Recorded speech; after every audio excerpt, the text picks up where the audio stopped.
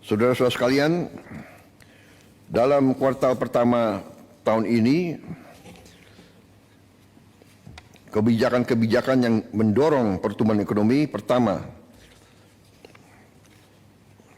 hasil kebijakan kenaikan UMP 2024. Dua, optimalisasi penyaluran bansos di bulan Februari dan Maret 2025. Tiga, pencairan THR bagi ASN dan pekerja swasta di bulan Maret 2025. Empat, stimulus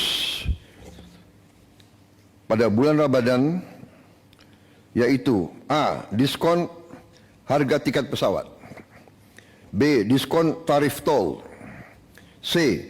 Program diskon belanja, D. Program pariwisata mudik lebaran, E. Stabilitas harga pangan. 5. Paket stimulus ekonomi. A. Diskon tarif listrik, B. PPN DTP pembelian properti dan otomotif, C.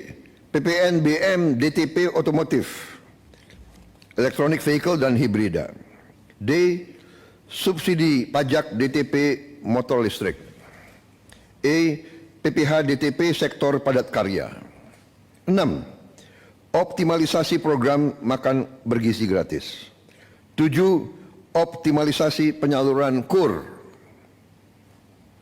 8. Panen padi terrealisasi secara optimal.